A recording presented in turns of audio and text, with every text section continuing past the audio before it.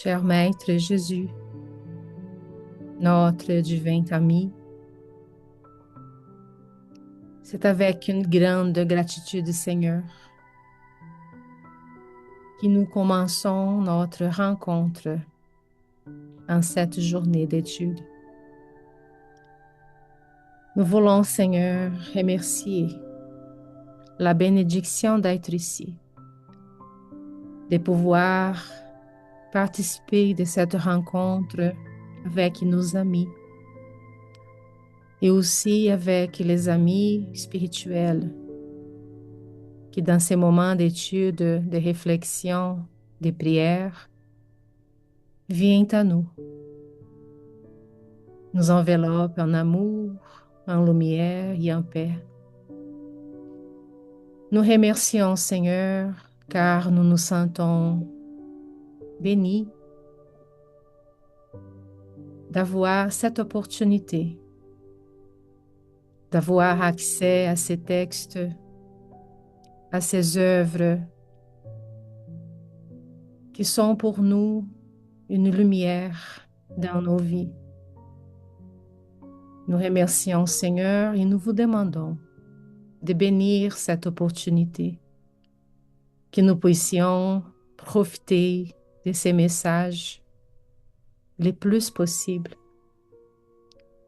et que ces messages, Seigneur, ne restent pas juste dans nos pensées, mais aussi et surtout que nous puissions les mettre en pratique à chaque jour sur ce monde. Nous vous demandons, Seigneur, de nous aider à comprendre dans le plus profond tous ces messages d'amour, de bienveillance, pour que nous puissions profiter de cette opportunité, avoir la conscience de qui nous sommes, pourquoi nous sommes ici, quel est le vrai objectif de notre existence. Bénissez-nous, Seigneur, avec votre amour, votre tendresse, votre bonté. Bénissez nos amis, notre famille, nos êtres chers. Que tout le monde puisse recevoir la lumière du plus haut qui nous arrive avec joie, tendresse. Bénissez, Seigneur, notre existence et notre volonté d'apprendre et de grandir. Merci, Seigneur, d'être avec nous aujourd'hui et pour toujours. Qu'ainsi soit-il.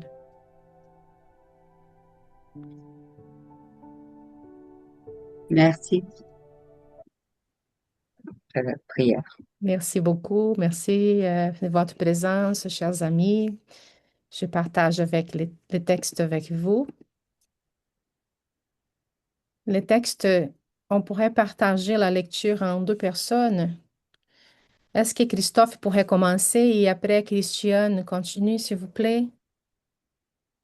Je vais indiquer après le moment où changer.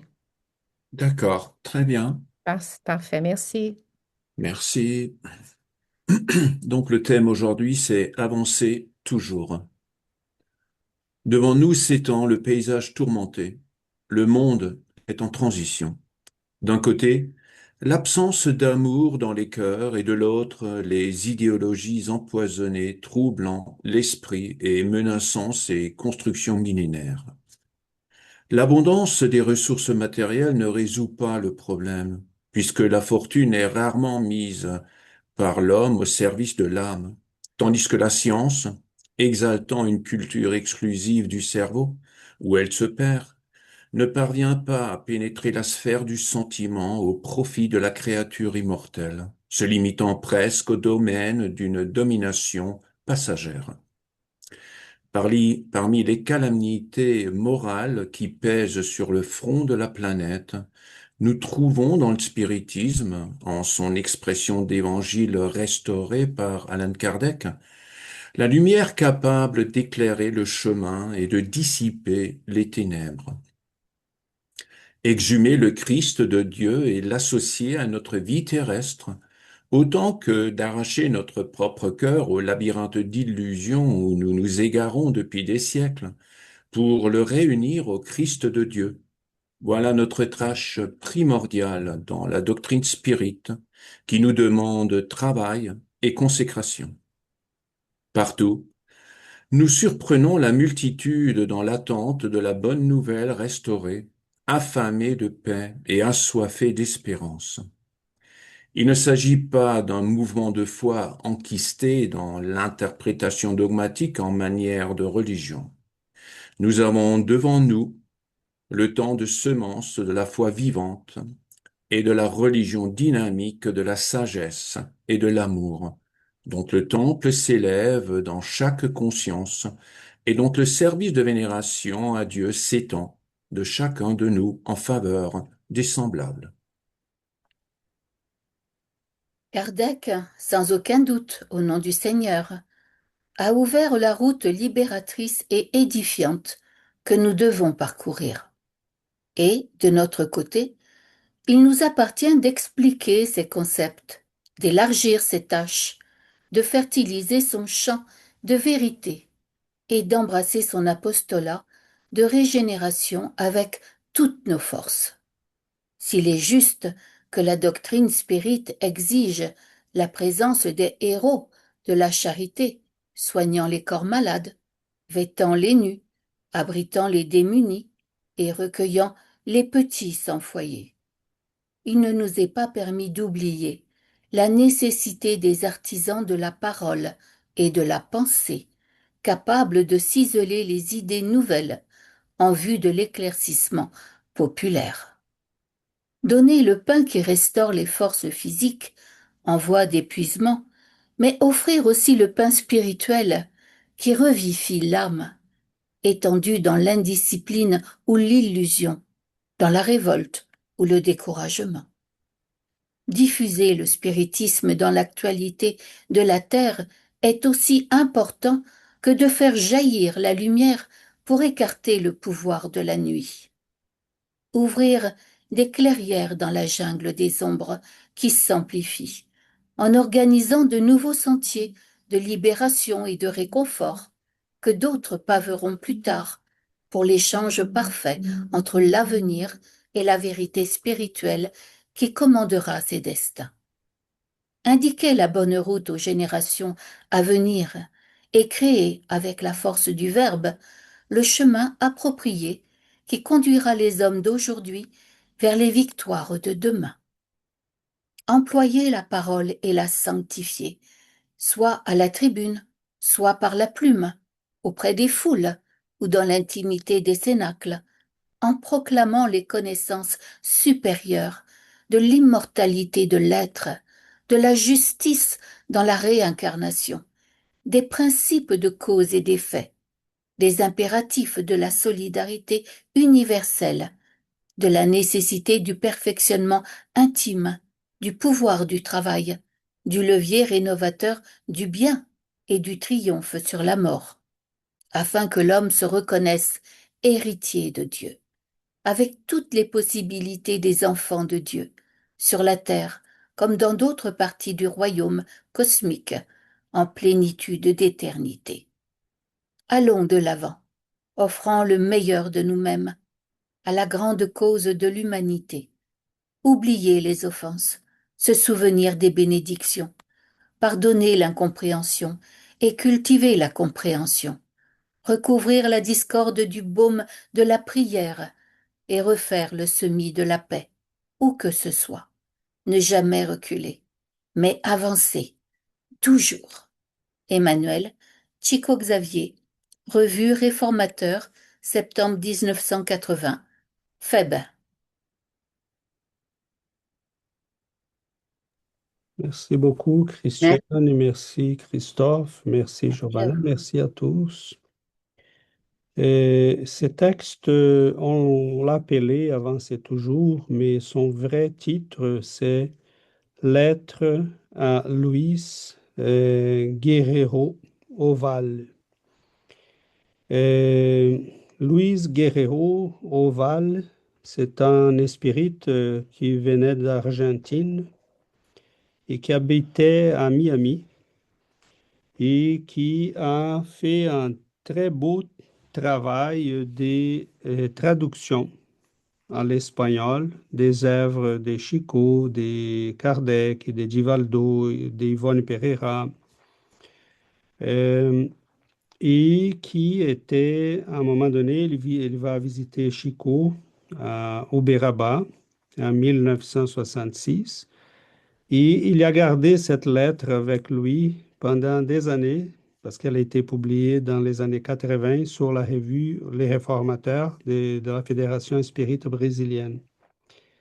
Mais en les lisant, on voit qu'Emmanuel, comme toujours, dans sa capacité de clairvoyance et de compréhension, euh, c'est la compréhension de quelqu'un qui regarde d'en haut.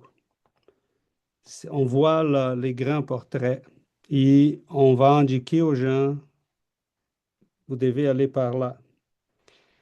Et il nous parle de la situation, donc il commence en faisant la mise en contexte parce qu'il dit devant nous s'étend les paysages tourmentés. Le monde est en transition. Ouais. Ah, la compréhension est claire et évidente. Et il dit d'un côté l'absence d'amour dans les cœurs et de l'autre les idéologies empoisonnées, troublant l'esprit et menaçant ses constructions millénaires. Et à partir de là, il va nous dire, hein, ça suffit pas l'abondance des ressources. Et je trouve vraiment cette logique, on l'y voit dans les pays riches. À chaque fois qu'on soulève un problème, les gens disent, mais il faut demander plus d'argent pour qu'on puisse régler ça, engager plus de professionnels, et, puis, et on voit qu'il Pipi québécois. et puis est québécois. Hein. Euh, on dit, il nous demande telle chose, puis autre chose, puis après, ça veut dire après, ou quelque chose comme ça. Euh, pour dire qu'on voit toujours que sont les ressources matérielles, c'est l'argent, et non, ça ne suffit pas, ça peut aider certainement, mais c'est loin de suffire aux besoins, aux vrais besoins. Donc Emmanuel, il va dire à ces messieurs, il dit, reconnaissons en partant les portraits où nous nous trouvons, quelle est la situation. Et ces grands esprits, on les voit hein, chez Léon Denis, chez Kardec. Léon Denis était un jeune de 18 ans qui marchait sur la chaussée au centre-ville à Tours. Et là, il regarde derrière la vitre d'un libraire un livre qui attire son attention. Les livres des esprits, c'est quoi ça? Il était un curieux de nature, un autodidacte, un esprit éveillé. Bon, il rentre, il achète les livres et il s'y retrouve là-dedans. Mais Léon Denis, à cette époque, va dire dans ses livres, et dans plusieurs de ses livres, de ses écrits, il va soulever les temps difficiles, les transitions, les bouleversements que vivait la France, l'Europe, le monde en temps de guerre, d'athéisme, des ténèbres pour les esprits. Et ces esprits ont compris que dans les connaissances spirites, il n'y avait pas une nouvelle religion, un nouveau dogmatisme. Il y avait les connaissances qui étaient en fait, les connaissances disponibles même dans l'humanité, mais éparpillées. On peut trouver ces connaissances dans les grandes religions du passé, chez les Égyptiens, chez les Bhagavad Gita, chez les grandes traditions spirituelles de l'humanité, mais on n'a pas une synthèse. On n'a pas la vision, On n'avait pas. on n'avait pas la vision utiliser ses connaissances et montrer l'ampleur de son application. Et c'est là que la synthèse qu'Allan Kardec a produit, c'est quelque chose de phénoménal. On voit que la science de notre époque, elle travaille pour arriver à ces connaissances. Donc, quand on voit les travaux qui s'y font en France, au Canada, au Brésil, chez les scientifiques, ils commencent à aller dans la même direction des connaissances et spirites. Et je soulève très bien les mots, les connaissances spirites. C'est pas important que le spiritisme soit reconnu. Dans les textes, Emmanuel il va dire à la fin, il parle employer la parole et la sanctifier, soit à la tribune, soit par la plume auprès des foules ou dans l'intimité des cénacles, en proclamant les connaissances supérieures. Dès l'immortalité, et là, il va nommer les connaissances. Donc ici, il est question de faire connaître à l'humanité cette lumière, ces connaissances capables de nous guider, de nous sortir de l'ignorance de nous-mêmes, de l'ignorance de notre nature. Nous ignorons, nous ne savons pas qui nous sommes. Et à mon avis, je pense que c'est ça qui fait du spiritisme les consolateurs des temps modernes, parce que on a en ayant l'attachement qu'on a, hein, surtout Allan Kardec, Léon Denis, les grands bâtisseurs de la connaissance et de la vérité, mais c'est certain qu'on sait que le chemin est loin d'être fini. On avance, on a besoin de nouvelles recherches, mais c'est quoi la grandeur que nous avons dans la lumière des connaissances spirites? C'est une synthèse merveilleuse. C'est ça la beauté. Donc, mettons, on peut aller aux États-Unis au groupe de recherche de Ian Stevenson qui est là jusqu'aujourd'hui. On a même des amis, on a un ami ici au Québec qui fait de la recherche avec lui, avec les continuateurs, en fait, pas avec Ian Stevenson, mais avec son groupe. Il travaille avec eux dans une recherche pour les enfants qui sont surdoués. Mais il y en a plusieurs recherches. Donc, ces gens-là avancent. Cependant, si on regarde les livres des esprits, Allan Kardec nous a donné dans son argumentaire, premièrement, philosophiquement, il va nous donner la structure de la pensée, pourquoi la réincarnation, l'idée de la réincarnation. Là, je tiens à soulever à nouveau, pas le spiritisme, l'idée de la réincarnation, hein, qui va se présenter sous la forme spirite cette fois-ci. Dans une Europe qui voulait rien savoir des réincarnations, on s'entend, hein? Allan Kardec était tout seul là. Il connaissait des gens très éclairés, Chopin, Georges Sand, tous ces gens-là étaient amis à Kardec, mais ils gardaient ses distances. OK, on aime bien ces idées-là, mais est-ce qu'on doit plonger? Pas certain. Quelques-uns plus tard, l'ont admis, ils se sont engagés. Mais il va nous montrer dans cette synthèse non seulement la logique de ces concepts comme l'immortalité, la réincarnation, la loi des causes et effets, et tout ce que Emmanuel a nommé, hein, la communication des esprits. Mettons, la communication des esprits était cachée dans les religions. Personne n'en parlait. On les ignorait carrément.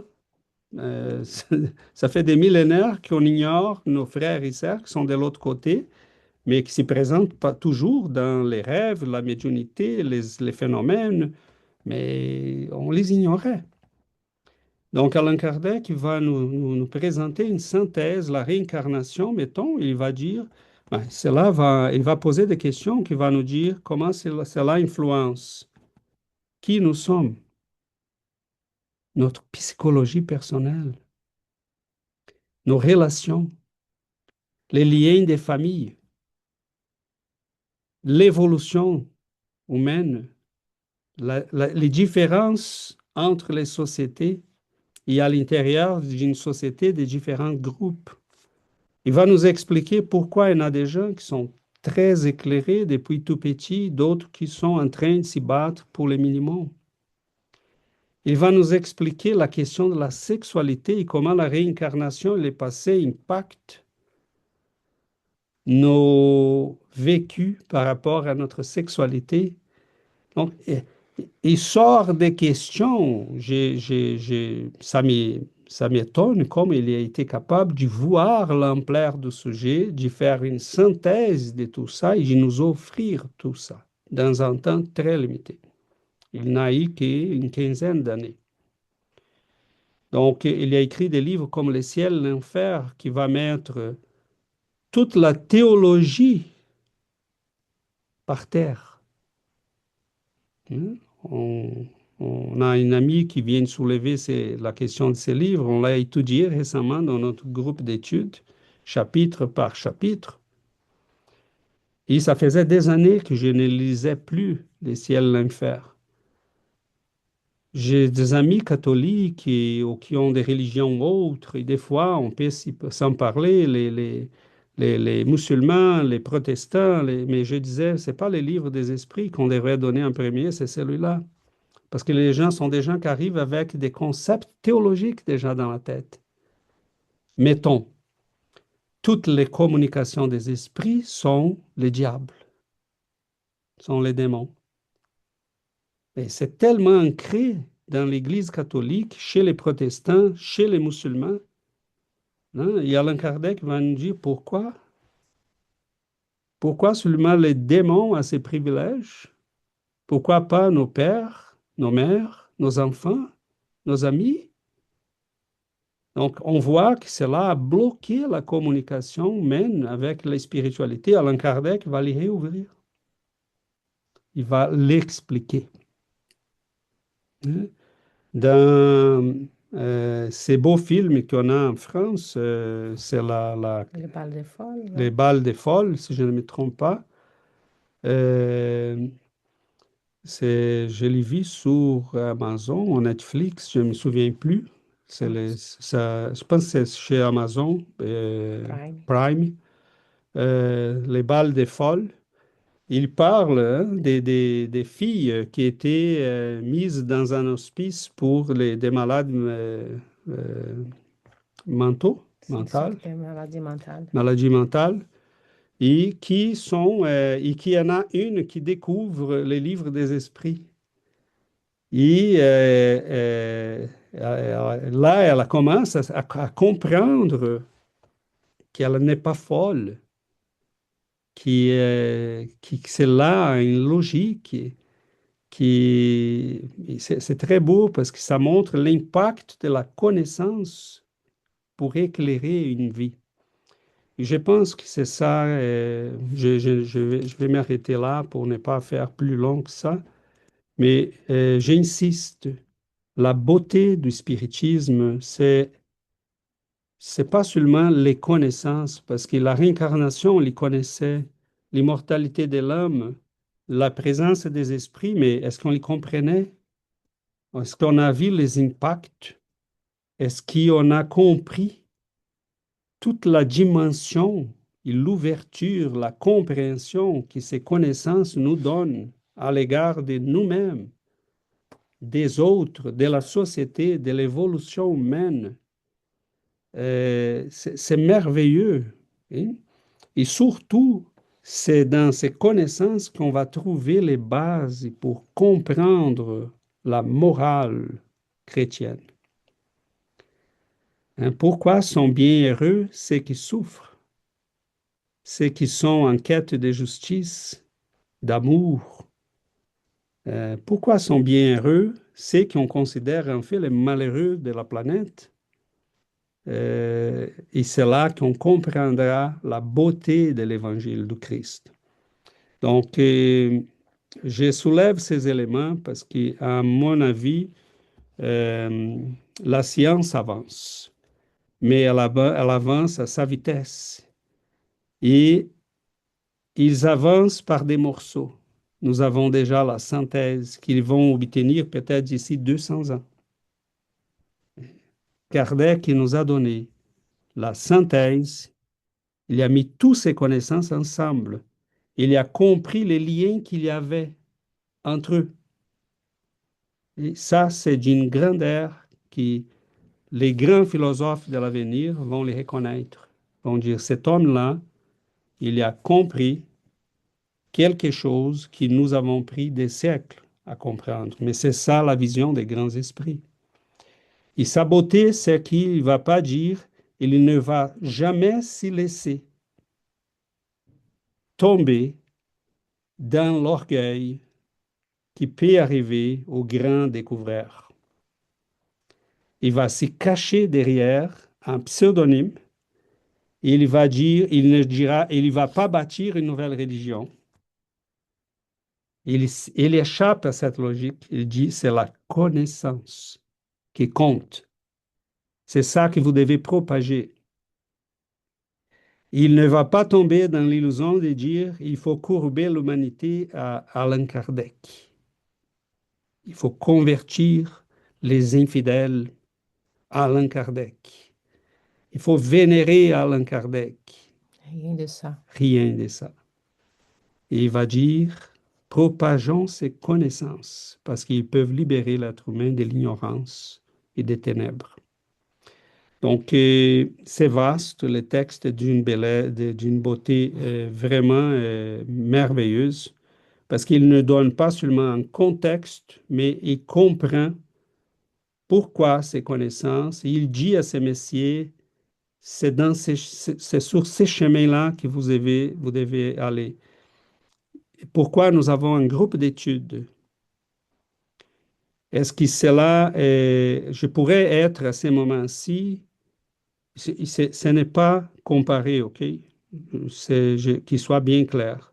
C'est si important qu'on aide les pauvres, qu'on aide ceux qui sont en famine, qu'on fait des efforts pour aider nos frères et sœurs qui sont dans les besoins matériels. Mais un groupe d'études, propagé par la parole, par l'étude, éclairer les âmes, c'est une charité beaucoup plus grande.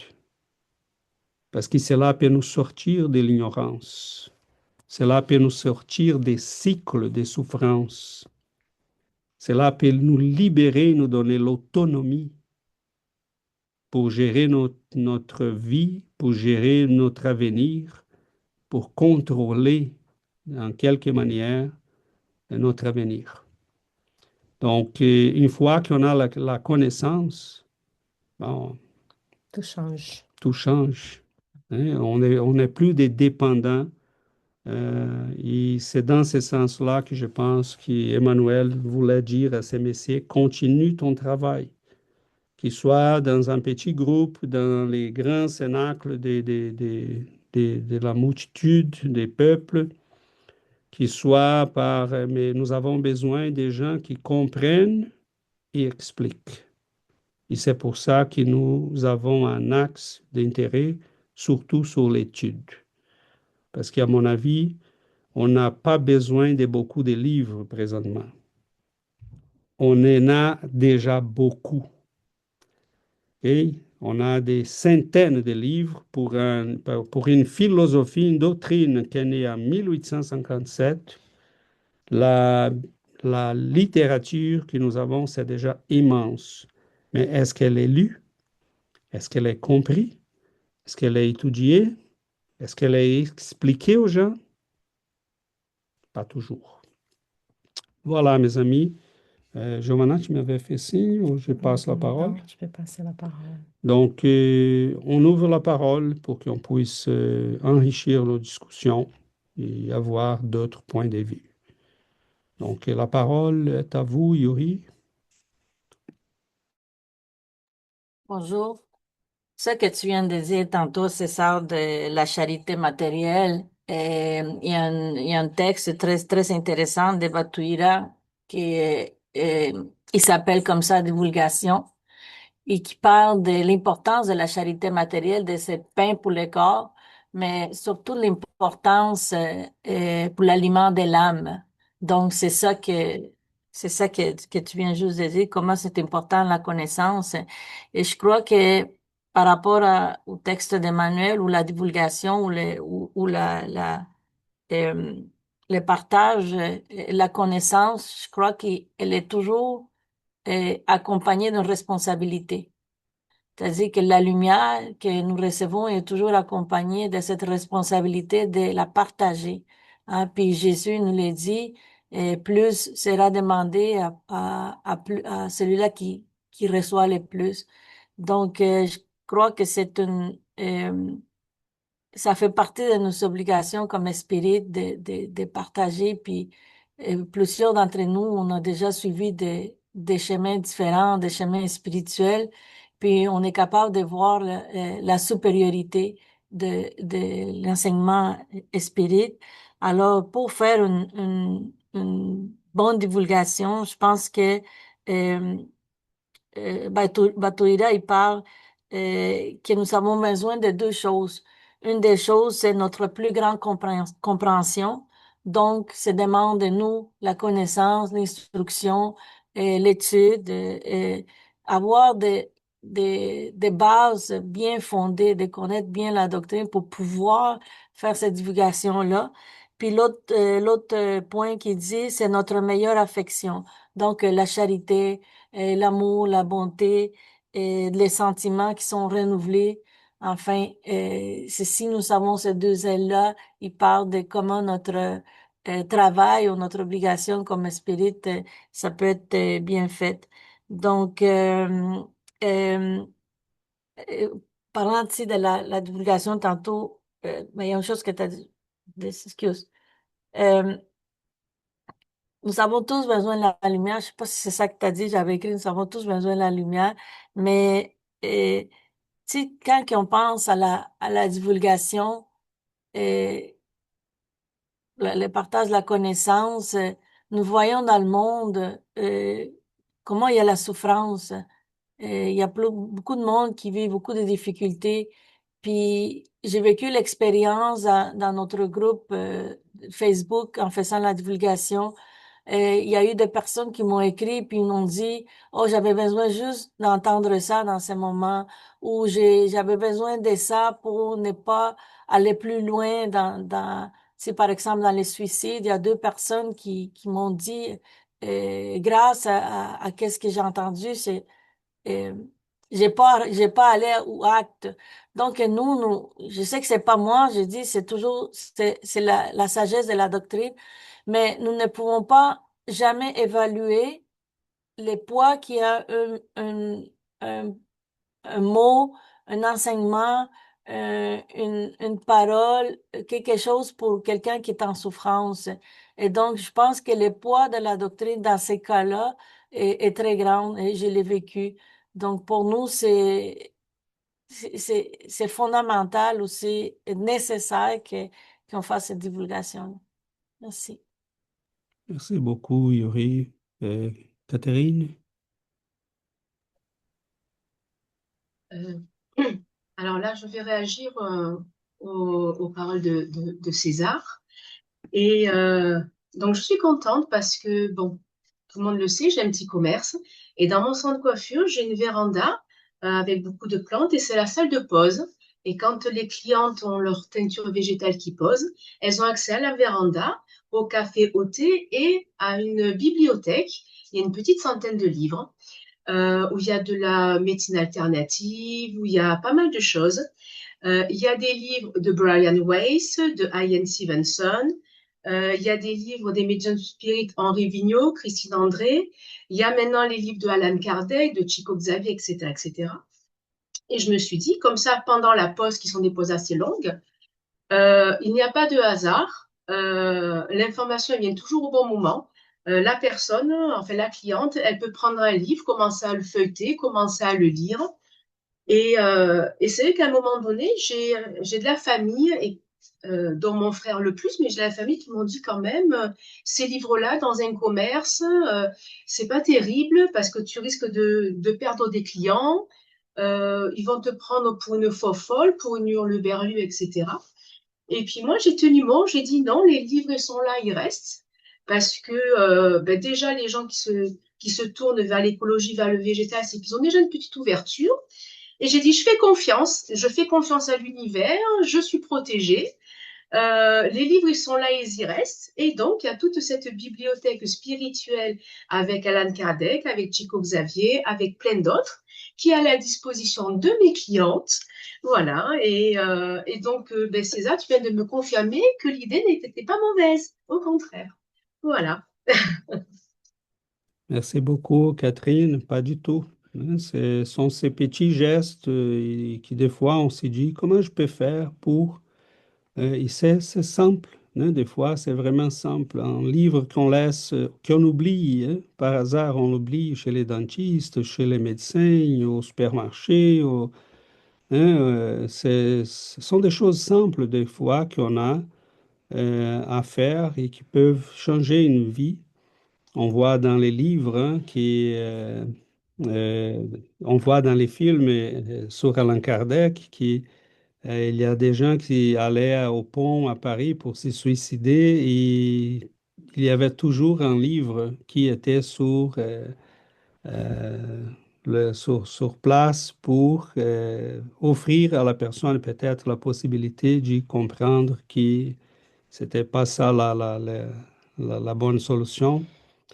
Et c'est très beau parce que je vais toujours laisser ça très clair. C'est évident que nous reconnaissons la supériorité de cette connaissance, mais elle est disponible. Ok? Nous avons une belle synthèse, mais ça rien n'empêche que euh, les gens puissent les trouver chez l'hindouisme, chez d'autres. Je trouve simplement dommage qu'ils n'auront jamais cette synthèse. Ok? Ce sont des connaissances qui sont aussi merveilleuses, mais ils n'ont pas cette synthèse, cette compréhension des liens entre les choses, cette clarté des visions qui nous donne la possibilité de regarder aussi vers l'avenir. Mais j'y trouve des choses merveilleuses, hein, mais mettons la médecine Chinois. chinoise, les taoïsmes, les confucianismes, l'hindouisme, il y en a des choses qui sont... Les connaissances sont là. L'humanité a été toujours bénie par les connaissances. Mais dans nos temps, les temps modernes, on a une belle synthèse qui nous est donnée par le spiritisme, pas du clergé, pas de dogmes, pas d'autorité centralisée, c'est la connaissance qui compte. Et c'est ça qui est important. Sheila? Dans la voiture, donc je ne sais pas si vous m'entendez. Ouais, correct. OK. Donc, moi, je voulais partager vraiment que le spiritisme m'a apporté énormément de connaissances et de compréhension du message de Jésus. Puis, hier, il s'est passé, on était dans la voiture, puis des connaissances parlaient de Jésus. Puis, ils apportaient une connotation négative, mais c'est compréhensible à cause de l'Église. Puis, j'ai pu pouvoir m'exprimer d'une manière beaucoup plus simple. Puis, j'ai pu les enseigner un peu qu'est-ce que je connaissais grâce aux enseignements spirites, d'une manière qui en douceur, puis qui permet aux gens d'avoir une autre perspective de qu'est-ce que eux ils croient qui est la Jésus. Puis j'ai pu percevoir une réception. Puis après, avec une amie à moi, j'ai pu lui parler aussi de où Jésus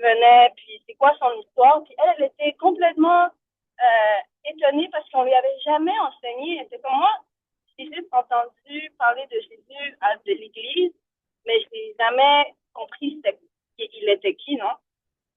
Alors, après ça, on a continué à discuter, puis elle me demandait des conseils, puis humblement, j'essayais de l'aider avec des paraboles de Jésus, par exemple. Puis, je trouvais ça vraiment beau, parce que c'est comme si je suis coupable de ne pas étudier assez, mais le petit peu que je savais, j'ai pu le partager, puis je sais que ça l'a ouvert ses yeux à approfondir ses connaissances. Puis, je lui ai expliqué aussi que c'est toute une déconstruction qu'il faut se faire de l'Église, puis voir le message de Jésus comme il est réellement. Parce que dans la voiture, il disait, il y a plusieurs chemins qui mènent à Dieu. Mais moi, j'ai dit, mais le chemin est l'amour, et Jésus est l'amour. Donc, il y a un seul chemin, non? Donc, ça, c'est un exemple d'un enseignement que peut-être l'Église ne va pas nous donner, mais que le spiritisme m'a permis de comprendre. Et je suis vraiment reconnaissante pour ça. Merci. Merci beaucoup, Sheila. Tu touches à des éléments qui sont très, très importants. Je commencerai pour dire que j'ai vécu ça aussi. Récemment, je parlais à une collègue de travail et elle était surprise parce que là, tu touches au point qu'on a tout au début du texte, quand il dit que les idéologies troublent, hein, ils menacent les constructions millénaires de notre société. Les idéologies sont les idées, les concepts, les structures de pensée qu'on met pour entre nous et la réalité. Il y a un sens neutre dans les mots idéologie, qui est tout simplement ensemble d'idées et des connaissances d'une doctrine. Ça n'a rien de mauvais. Toutes les philosophies, les idées, les religions en ont. Mais il y a un sens qui a été produit par les courants matérialistes, marxistes, qui disent toutes les idées qui ne reconnaissent, hein, toutes les idées qui ne reconnaissent pas que la vie est essentiellement matérielle, ben, ils sont des idéologies. Ça veut dire sont des lunettes dorées qu'on met sur les yeux des gens pour les tromper. Donc, vous reconnaissez que la vie est la matière, la survie, les combats, la violence. Hein, mais Marx disait la violence est la sage-femme de l'histoire. Donc, imaginons. Hein. Et si vous ne reconnaissez pas ça, bon, l'idéologie sont ces idées dorées. Il disait la religion est l'opioïde des peuples. Et quand on a commencé à parler, j'ai dit, mais vous savez que christianisme et catholicisme ne sont pas nécessairement la même chose? Elle a dit, non. Comment ça? J'ai dit, écoute, le catholicisme va apparaître dans un parcours historique, la papauté va s'y solidifier en 609 après Jésus-Christ avec l'empereur Phocas. Avant ça, il y avait plusieurs branches chrétiennes. Celle de Rome va prendre de l'ampleur, de l'importance à cause de Constantin. Et elle dit, ah, c'est pas la même chose. Mais elle a dit, j'ai vécu toute ma vie avec cette conception. Quand les gens parlent de Jésus, je l'associe immédiatement au catholicisme. À l'Église. À l'Église. Nous, on est capable de voir la beauté de l'Église. Je suis capable de soulever plusieurs choses qui sont immensement belles dans l'Église. Toute la tradition, même de l'Église de l'Orient, c'est une beauté épouvantable, pas épouvantable, étonnante. Je vais ressortir combien elle est belle, mais là, c'est pas épouvantable. C'est étonnante, merveilleuse. Et pour dire que ces idéologies, dans les 3 derniers siècles, elles ont pris de l'ampleur. à la quête de couper les pouvoirs de la religion sur la société et qui était vraiment nécessaire, c'est là. On ne peut pas questionner. Allan Kardec a fait partie de cette mouvance et il disait, mais ça suffit. Hein, on ne peut pas continuer ces pouvoirs qui ne s'expliquent pas, qui n'ont pas de logique, qui n'ont pas de raison, qui s'imposent aux gens par la violence, par l'intimidation. On ne peut pas l'accepter. On a besoin d'une religion, d'une pensée spirituelle, mais qui soit rationnelle, capable de s'expliquer. Et c'est ça la beauté de la foi que nous avons. C'est une foi qui est capable de s'asseoir à la même table avec la science et la raison. Mais il y a quelque chose qui, c'est ce qui Emmanuel dit dans les textes. Notons bien la nuance. S'il te plaît, Giovanna. La nuance, exhumer le Christ de Dieu et l'associer à notre vie terrestre, autant que d'arracher notre propre cœur au labyrinthe d'illusions où nous nous égarons depuis des siècles pour les réunir au Christ de Dieu.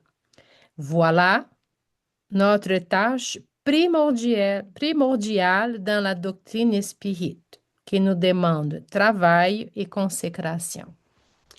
C'est la tâche Ça, primordiale. c'est un paragraphe qui mérite toute une étude. Ok? Malheureusement, on n'aura pas ce temps-là. Parce que je ne vais pas m'éterniser non plus pour laisser de la place. Mais nous avons. Tu peux. É o rapaz do cartório. Responda para ele, por favor. Diga que a gente chama ele depois. Não tem problema. Désolé, on a eu un appel. C'est quelqu'un du Brésil. Rien d'urgent, mais important quand même. Désolé. Jo, fecha a porta.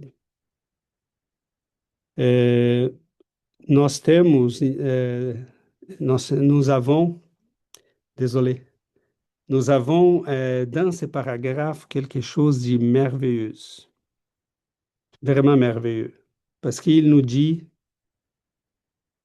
il faut exhumer le Christ. Mettons les livres, ciel et l'enfer, c'est ce qu'il fait. Et il enlève toute la théologie. Parce que cette théologie a été bâtie par des intérêts. Et c'est des intérêts qui ont été très... On peut les détecter dans l'histoire. Pourquoi l'Église a choisi telle chose? Pourquoi l'Église a choisi telle chose? Et c'est une construction. Parce que la vérité du Christ, c'est aimer Dieu, aimer ton prochain comme à toi-même. C'est tout. Il n'y a rien d'autre. Mais il dit il faut amener ce Christ à nous, à notre vie sur terre. Donc, nous ne sommes pas partis pour une nouvelle croisée contre les infidèles du monde. Ce que le spiritisme nous dit, comprenons le Christ et l'intégrons à nos vies. C'est par notre exemple, par nos changements que nous convaincons. C'est par l'amour envers ceux qui sont en souffrance, ceux qui sont les abandonnés sur ce monde, ceux qui cherchent la lumière, l'éclaircissement. Donc, c'est merveilleux parce que les exemples que nous avons, ça vient depuis le début de la naissance de l'espiritisme. On ne connaît pas le travail que faisait Allan Kardec, mais des gens comme Charles Kempf, Carl Lucet au Brésil et d'autres sont en train d'y faire, d'exhumer aussi les connaissances historiques sur les débuts de l'espiritisme. D'ailleurs, je ne sais pas si j'ai l'autorisation de les dire. Ok, o que o rapaz me falou do Brasil.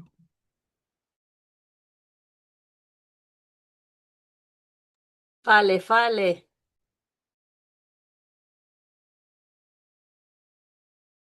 Bon, Giovanna me À mon avis, il y a un dossier là. À mon avis, il y a Non, Ça c'est n'existe pas, hein. j'ai un ami au Brésil qui participe de ces groupes de recherche. Il m'a dit récemment qu'ils sont en train de récupérer un film des années 25. Je ne sais pas si nos amis des groupes d'études en français sont au courant, mais il y a des belles choses là qui vont apparaître. Des gens des gens qu'on admire beaucoup et qu'on peut peut-être voir sur cette pellicule. Mais je n'en dis pas plus parce que je ne sais pas si j'ai l'autorisation. Je peux t'en parler après, Yuri. Non, c'est pas parce qu'il est dans les groupes, mais l'étude est en train d'être Oui, enregistrée et voilà, va être écoutée par d'autres personnes. Donc, c'est s'il ne ça. sait pas, s'il peut dire, donc on ne dit pas. Voilà. Mais oh, je peux vous en parler après qu'on ferme l'enregistrement. Mais pour dire que, mettons, euh, depuis le début, on a des recherches là qui sont en train de sortir. Kardec était quelqu'un qui nous a éclairés par ses livres, mais qui répondait aux jeunes garçons qui venaient à Paris à demande de son père parce qu'il avait besoin de s'y trouver un endroit pour dormir, de la nourriture. Il y a quelqu'un qui l'aide à trouver un emploi. Kardec faisait de la charité, Kardec visitait les pauvres. Donc, et tout ça, c'est la charité à son sens plein. C'est la charité pour la souffrance des gens qui ont besoin de matériel, mais et il faisait aussi ce travail qui c'est de la charité pour nous jusqu'ici. Léon Denis, hein, c'est quelqu'un qui participait à des campagnes pour les ouvriers en pénurie. Euh, Kardec, quand il va visiter dans un de ses voyages, j'ai oublié la ville, euh, quand il fait une de ses visites, les messieurs qui les reçoit lui avait cédulé une rencontre avec la haute société de la ville. Il dit, mais non, non, non, je vais parler aux ouvriers, je vais parler aux pauvres, ce sont ces gens-là qui ont besoin.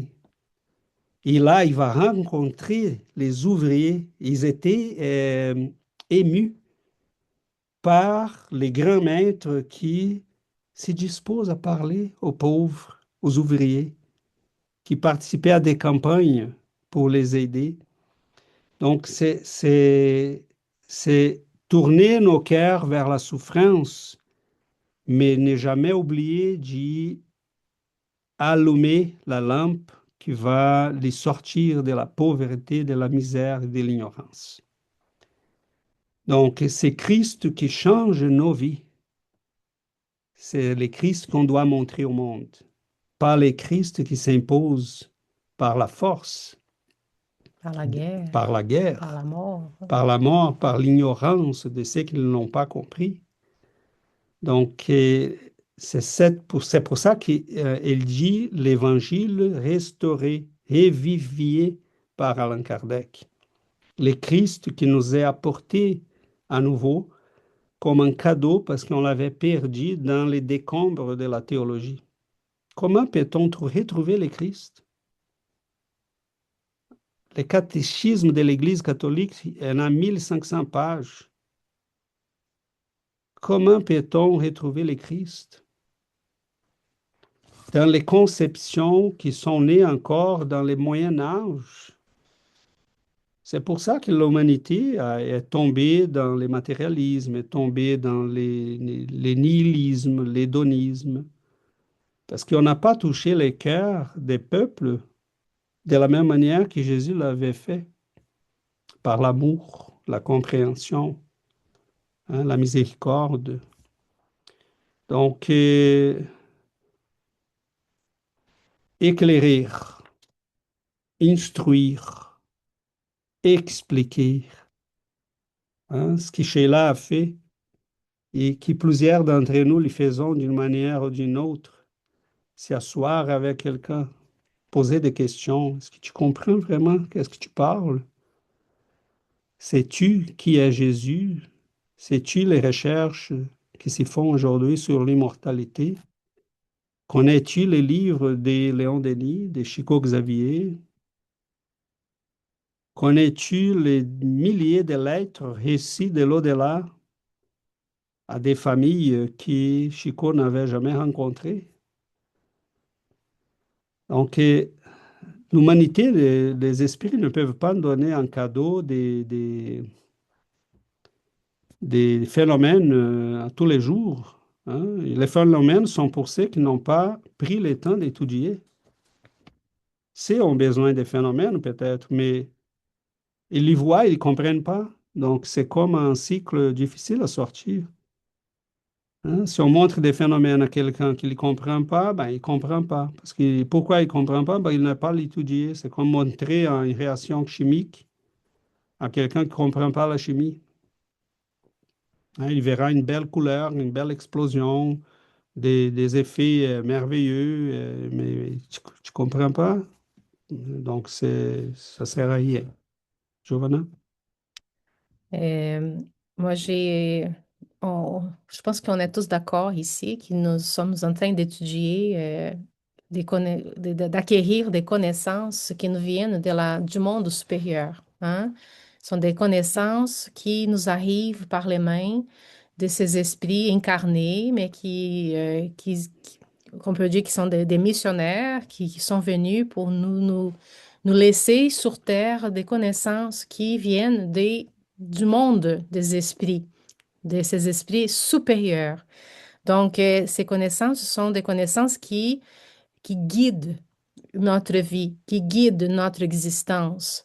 Donc, le spiritisme, comme César vient de dire, de parler du Christ, mais le spiritisme, il nous permet de comprendre les messages du Christ et pourquoi les mettre en pratique, pourquoi pardonner, pourquoi aimer, pourquoi être bon, pourquoi être humble. Donc, le Christ n'a pas été expliqué autant comme dans le spiritisme. Donc, on comprend parce que on comprend que nous sommes, on comprend maintenant en étudiant, en ayant accès à ces connaissances, que nous sommes des êtres immortels, que nous sommes ici dans une vie pour nous transformer, pour devenir meilleurs. Et cette compréhension, c'est la plus belle compréhension que nous pouvons avoir sur ce monde. Mon frère est médecin. À un moment donné, il nous a dit, j'aime beaucoup mon métier, ma profession, mais si je devrais choisir entre être médecin et connaître le spiritisme, je choisirais connaître le spiritisme, parce que le spiritisme, c'est la lumière qui nous montre les chemins. Donc, le spiritisme nous permet de changer notre vie personnelle, de nous transformer intérieurement et aussi de changer notre façon de vivre notre vie professionnelle, de voir les gens autour de nous. On comprend les gens autour de nous permet de voir les luttes et les souffrances avec compréhension. Donc, on comprend pourquoi les gens souffrent, on comprend pourquoi nous souffrons. On comprend qu'il y a une raison, que ce n'est pas au hasard la souffrance. Combien de personnes pensent que la souffrance est au hasard? Ah, je suis là parce que je suis malchanceux. C'est pas ça. Donc, le spiritisme nous aide à comprendre les pourquoi des choses, les pourquoi de la vie difficile ou les pourquoi de la vie facile. Donc, les maladies, les handicaps, tout ça, le spiritisme peut nous expliquer pourquoi.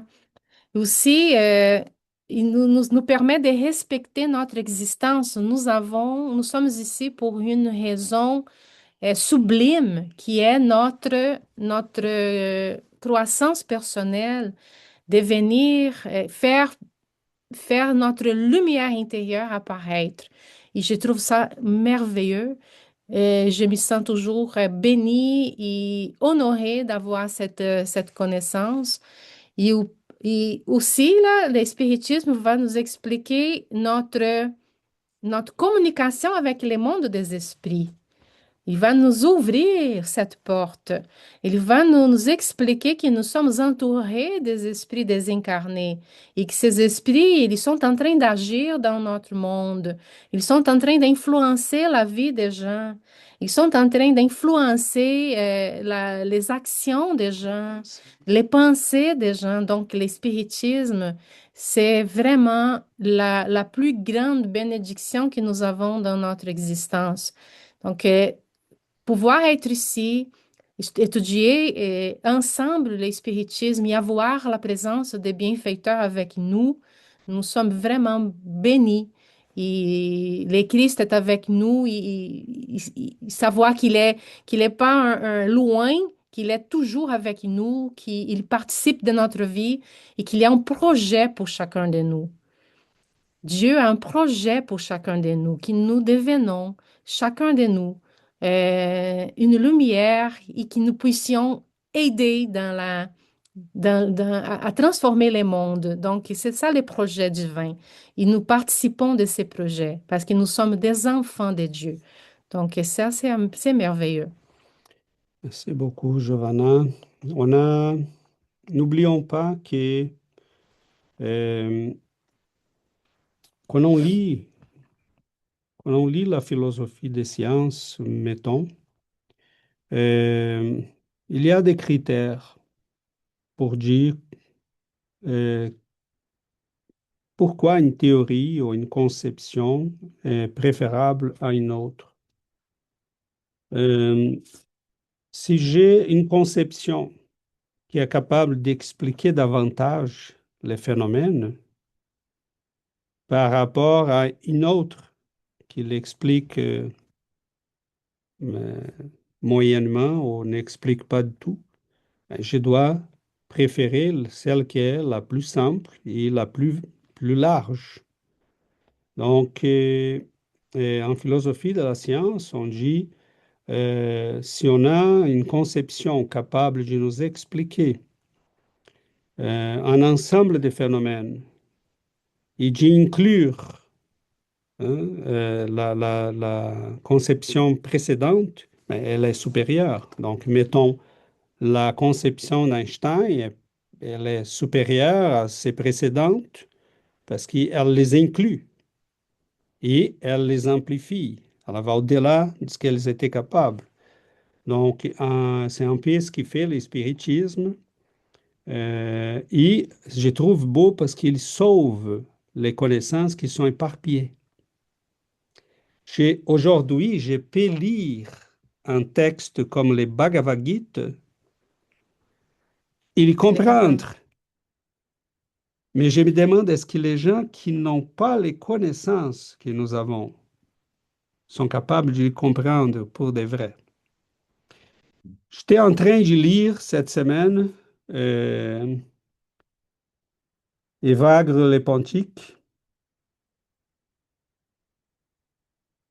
C'est de la collection du CERF en France. C'est vraiment un travail extraordinaire que ces gens-là font. Ils traduisent directement du grec, du syriaque, du latin, de langues anciennes, des textes. Évagre a écrit en grec, mais il utilise les mots démons parce qu'il dit comme les démons influencent nos pensées, comme ils manipulent nos pensées. C'est impressionnant, là. Il savait, d'ailleurs, les livres s'appellent Sur les pensées. Mais j'ai lu des choses que j'ai dit, mon Dieu, grâce au bon Dieu, je suis spirit, parce qu'on connaît la communication des esprits, comme Giovanna disait. On sait comment ça marche. On a la notion des périsprit qui est très diluée dans les passés. Quand on lit Léon Denis, il va nous dire plusieurs moments dans lesquels la connaissance de périsprit a été présente dans l'histoire. Emmanuel nous parle aussi. Mais c'est très dilué. Il faut vraiment le chercher avec des microscopes. Nous regardons, au moment qu'on lit ces textes, on peut les sauver, parce qu'on peut les comprendre. Donc, la beauté des phénomènes vécus par les saints, par les grands esprits, par les grands événements de l'histoire, l'influence des esprits dans la vie courante, les événements, les grands penseurs, les grands phénomènes historiques. On voit dans ces livres que ces gens-là avaient une connaissance qu'ils transposaient de la meilleure manière parce qu'ils n'avaient pas les outils langagières pour les expliquer comme nous, on les explique. Même des concepts comme euh, les périsprits, mettons, pour comprendre les phénomènes médiumniques. Donc aujourd'hui, cette connaissance, elle est vraiment nécessaire. Ce n'est pas une question d'être exaucé, le spiritisme, parce que nous sommes spirites, c'est de dire, même les gens qui sont dans des domaines comme la théologie, la religion, la philosophie, ces connaissances lui permettraient de lire les choses d'une manière tout à fait euh, approfondie. Je suis capable de comprendre l'expérience d'un homme qui a vécu au 4e, 5e siècle, euh, parce que j'ai les outils des pensées et des langages qu'il n'avait pas, mais il était capable quand même de lui mettre en mots tout son vécu, ses expériences. Hein. Des fois, il subissait des attaques physiques, mais on voit la même chose chez Padre Pio. Et il dit des démons qui se présentent à ma chambre, ils m'attaquent, m'agressent physiquement. Padre Pio vivait la même chose, mais Chico aussi. Mais nous, on comprend. C'est quoi un phénomène physique? Quelle est la logique derrière? Donc, et pourquoi sont pas nécessairement toujours des démons dans les sens catholiques? Sont tout simplement des esprits qui s'opposent à la lumière. Mais il y en a les bons aussi. Donc, on peut expliquer les apparitions, hein, les gens de notre famille qui reviennent, les rêves. Donc, c'est très beau parce que cela nous permet aussi de préserver la connaissance millénaire de notre civilisation. C'est pour ça que la connaissance spirite, elle nous permet de faire un contrepoids, une opposition à ces idéologies qui veulent tout détruire. Tout détruire. Donc, au point que l'école de Francfort va dire, mais on fait de la dialectique négative, c'est tout détruire. Hein? On va ravager. Mais on va ravager 2000 ans, 2500 ans d'histoire grecque, romaine, judéo-chrétienne. On est bien sûr ce qu'on en fait. Qu'est-ce qu'on offre à l'humanité à la place? Les chaos. C'est ce que nous sommes en train de vivre. Il dit ici dans une des phrases du texte, diffuser l'espiritisme dans l'actualité de la Terre est aussi important que de faire jaillir la lumière pour écarter les pouvoirs de la nuit, Les ténèbres. les ténèbres. Que, je pense que ce texte-là C'est est vraiment... c'est un planning de travail. Il ouvre la route libératrice et édifiante que nous devons parcourir. Nous tous devons parcourir cette route parce que c'est le processus de croissance spirituelle de chacun de nous. Donc, on a un chemin à parcourir, mais l'espiritisme nous dit comment parcourir ce chemin. Il nous guide. Il guide nos pas dans ce chemin parce que sinon, on est perdu. On s'y sent perdu dans la vie sans savoir pourquoi nous sommes ici et quelle est la raison d'être ici, où y aller, comment choisir les choses, comment faire de bons choix. Donc, c'est toujours, c'est un guide dans la lumière parce que sinon, on est dépourvu de cette, si on est dépourvu de cette connaissance, on vit pour, je ne sais pas comment les gens sont capables de penser de se lever à chaque matin et de ne pas avoir cette réponse. Pourquoi se lever? Pourquoi? Quelle est la raison d'être ici? Donc, c'est juste se nourrir, voyager, avoir du plaisir. Qu'on en est Donc, capable, parce que quand on est capable, parce que les gens, bien des sa mondes ne sont majorité, pas. vivent dans la souffrance, donc, vivent dans l'illusion. Il dit ici, les gens sont en train de vivre dans l'illusion. Donc, c'est une illusion dangereuse parce que nous avons cette lumière qui guide nos pas. Et c'est l'illusion qui est produite par l'ignorance, tout simplement. Si j'ignore qui je suis, quelle est ma vraie nature, mais je suis en train de vivre une vie dépourvue de sens. Mettons, si je vis pour mon corps, mais je ne suis pas un corps. Hein. Il n'est qu'un vêtement très utile qui me sert à grandir, à apprendre, à développer mes compétences, mes puissances spirituelles, mais il n'est qu'un instrument. Mais si l'objectif final de ma vie, mais c'est certain que je suis en train de me tromper. Donc, C'est un message de consolation et d'espoir il que je trouve. dit et dit éclaircissement parce que euh, je ne trouve nulle part qui peut me répondre sur les énigmes de la vie, de la souffrance, de la mort. Sans ça, nous sommes quoi? Des êtres lancés sur la planète au hasard, en train de s'y battre pour rien. La vie n'a pas de sens. Hein. Donc, mais quand on regarde la planète comme une école, quand on regarde chaque incarnation comme une journée d'apprentissage, quand on est responsabilisé de nos actes, de notre croissance, quand je me dispose à écouter ce que je dois écouter, pas ce que je vais écouter, ça commence à faire toute une différence. Hein, parce que euh, c'est bien différent. Hein. Je vais écouter ce que je dois écouter. Je vais apprendre ce qui va changer ma vie, Et la pas, mettre en pratique. et pas ça qui va accommoder mes pensées déjà. Ah, je veux quelque chose qui m'accommode. Est-ce que je suis déjà? Bon, désolé. Hein. Le spiritisme ne va pas nous donner ça. Oui, Véronique. Oui, puis je pense ce qui peut être important aussi, c'est de se rappeler que tu parlais que ça apporte aussi comme je dirais pas jusqu'à dire une mission de vie, mais oui, en quelque sorte, c'est la quête de sens et c'est aussi l'idée que euh, c'est nous pointer ce sur quoi on doit travailler.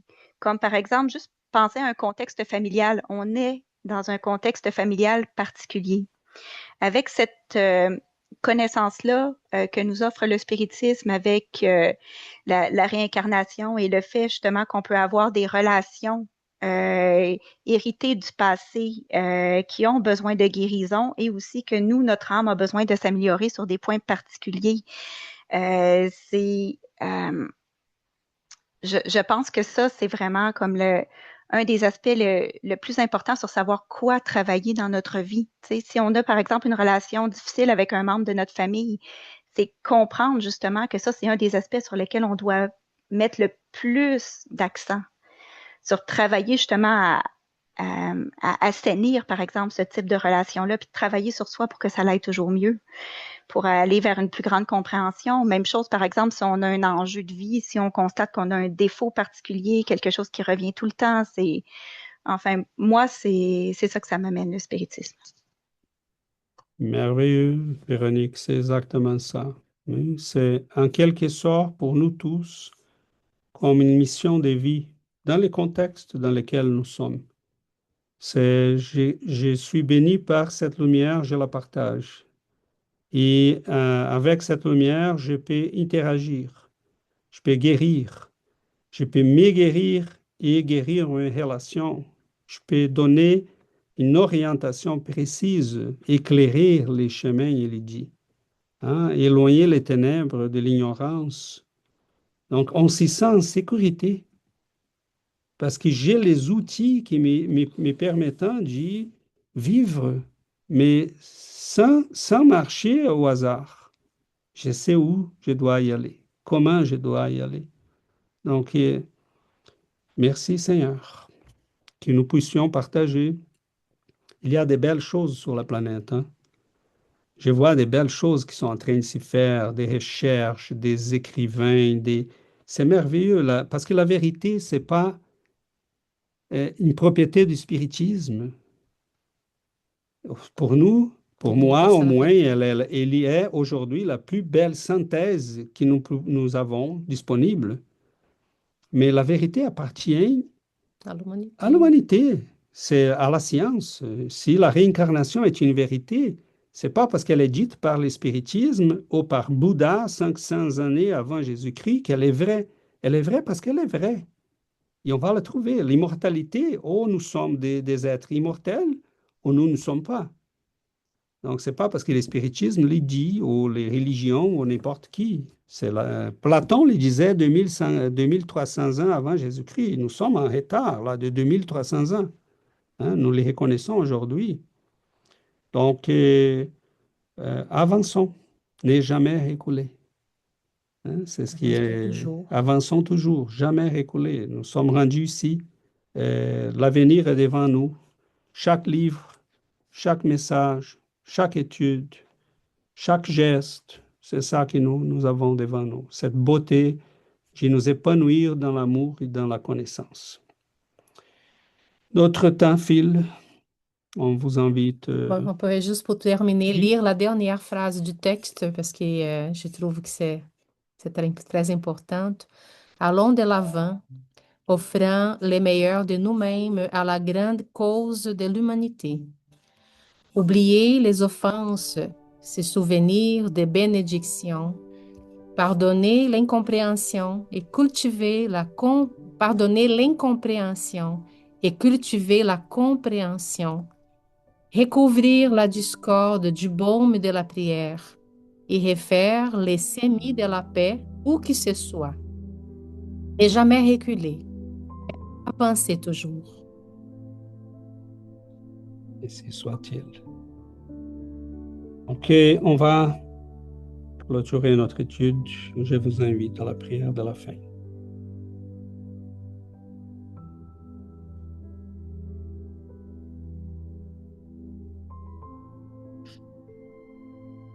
Chers amis, prenons le temps de dire merci. Merci à la lumière qui nous guide.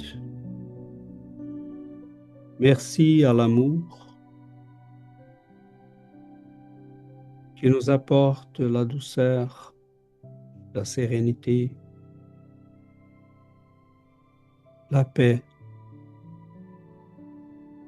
Nous vous remercions, Seigneur.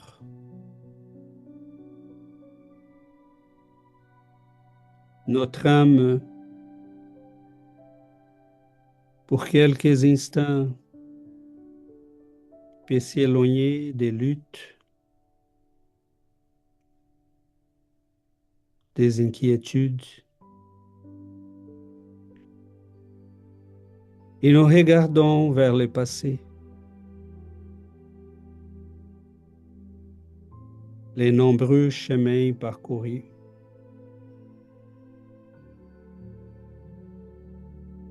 Peut-être, Seigneur, on était là quand vous avez marché sur terre, quand vous avez guéri les lépreux, ouvert les yeux aux aveugles. Peut-être on était là parmi la foule qui criait vers toi, va-t'en.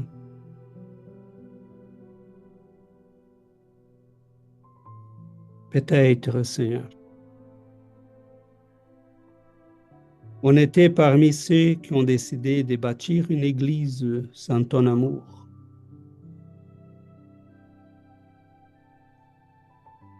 une Église sans la compassion, mais vous n'avez jamais nous oublié.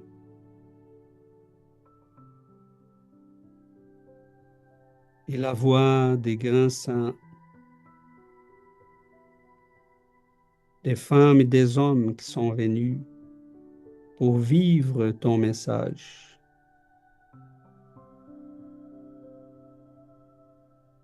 Nous n'étions jamais seuls. Ton amour nous a suivis tout au long du chemin, jusqu'au jour qui nous avons finalement ouvert les yeux.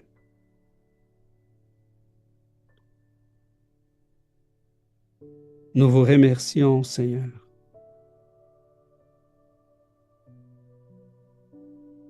Ces chemins, nous les comprenons maintenant. Tant des fois nous ont amenés à la souffrance, à l'amertume, à la déception. Mais à la fin de chaque déception, de chaque chemin, vous étiez là. Tu es prêt maintenant? Pas encore.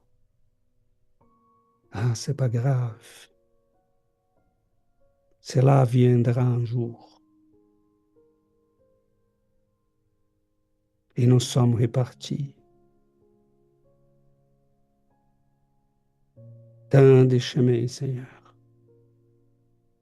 pour voir la lumière de l'immortalité, pour comprendre notre destinée sur cette planète, pour comprendre les énigmes de l'être, de la destinée, de la mort, de l'immortalité. Nous vous remercions, cher guide. Nous vous remercions, chers esprits de lumière, de courage, d'amour, pour ces chemins qui s'ouvrent à nous. Que nous puissions ne plus jamais oublier les souffrances, les longs chemins qui nous ont amenés jusqu'ici.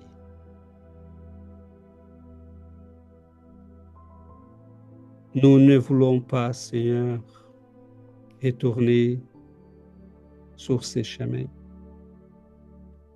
Ouvre-nous la voie de cette vie nouvelle, pleine d'amour, d'espoir, de beauté. Donne-nous la force de vaincre nos misères, nos défauts,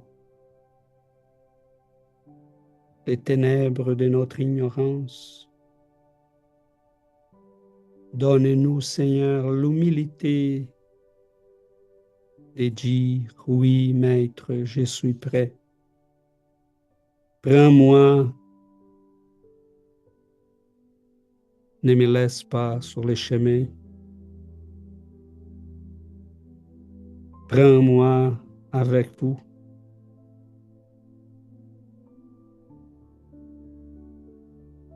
Nous vous remercions, Seigneur, de cet amour qui nous accompagne, qui patiente, mais qui s'ouvre finalement. Parce que finalement, nous avons les cœurs vides d'illusions.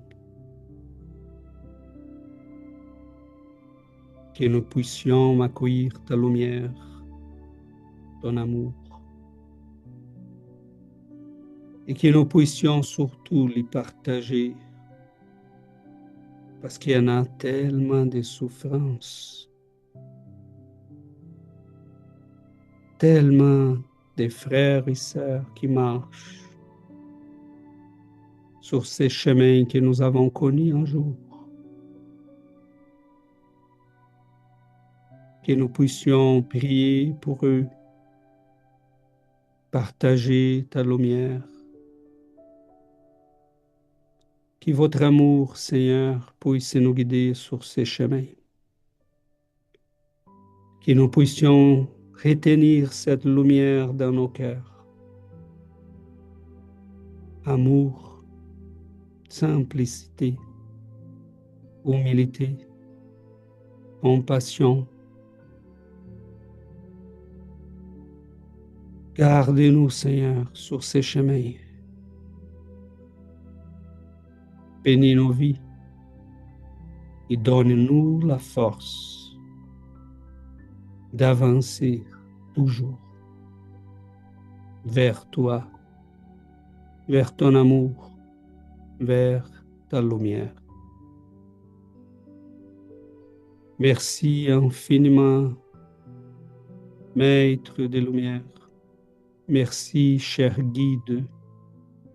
Merci, chers amis, que nous puissions garder cette paix, cet amour et cette lumière aujourd'hui et pour toujours. Qu'ainsi soit-il.